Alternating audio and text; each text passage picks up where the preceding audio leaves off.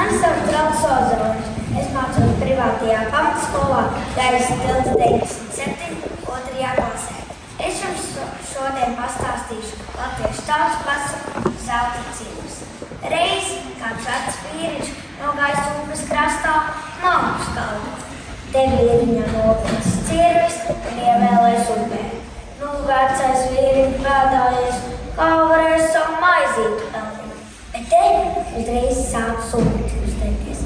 Kāds vīrs izbāda galvu no ūdens un rādīs viņam sidraba cirvi. Prasītājs, vai tas ir tavs cirvis? Vīriņš atbildēja, nē, tas nav mans cirvis. Man nebija tik spožs.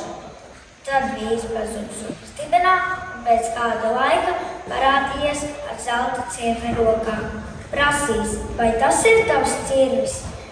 Vecītis sauc, nē, tas arī nav mans cirvītis. Man bija tumšs. Tad vīrs pazuda upes dibenā un pēc kāda laika pacēlies ar īsto cirvi. Jautājums, vai tas ir tavs cirvis? Vecītis ar prieka lēkājis pa krastu un sacīs, jā, tas ir mans cirvis. Ūdens vīrs teicis, tā kā tu neesi lalojis, tad ņem visus 3 cirvis. No tās reizes vecītis kļūst bagāts. To dzirdējis kāds cits vīrs. Viņš arī aizgājis malku skaldīt un tīšām nosēdis savu cirvi. Tad staigājis pa krastu un draudājis. Tajā brīdī ūdens apstējies un parādījies vīrs ar sidraba cirvi. Vai tas ir tavs cirvis? Vīriņš aiz prieka lēkājis pa krastu un sauc, jā, tas ir mans cirvis. Bet ūdens vīrs par to noskaities un teicis, nē, tas nav tavs cirvis. Tā kā tu esi melojis, tad tu nedabūsi ne pat savu cirvi, arī citu cirvi. Tagad es jums pastāstīšu savu dzīves atgadību. Es kopā ar vecākiem 2023. gadā pirmo reizi devos uz dziesmu un deju svētku pasākumu Lielajā Meža parka estrādē. Ar cerībām, ka noteikti vismaz apsolītais saldējums būs garšīgs. Koncerts ritēja, bet tad sāk skanēt dziesma, kas man lika aizmirst par apsolīto saldējumu. Šī dziesma bija, lai saulīte spīd spoži, vieno visu Latviju tautu. Dziesma Let saulīt. Man tik ļoti aizrauga, pēc koncerta to klausījos.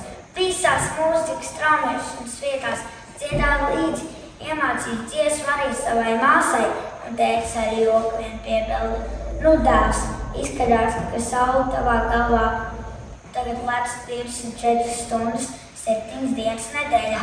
Un tā arī bija. Dziesmu Let saulīt klausos tik daudz. Tā bija 2023. gada klausītākā dziesma mūsu ģimenes Spotify kontā.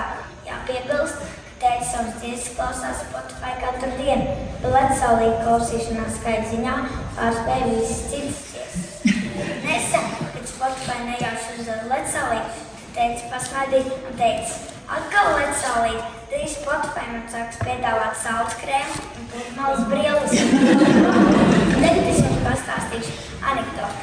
Dziedātāji jauno dalības konkursā izpilda dziesmu. Pēc priekšnesuma zālē liels troksnis, kāds kliedz atkārtot. Dziedātāji nodzēja vēlreiz, atkal tas pats, nodzēja 3. reizi, atkal liels troksnis un atkārtot. Dziedātāji, paldies par atsaucību, bet cik tad ilgi es varu dziedāt vienu un to pašu dziesmu? Skatītāji no tāds, kamēr iemācīsies.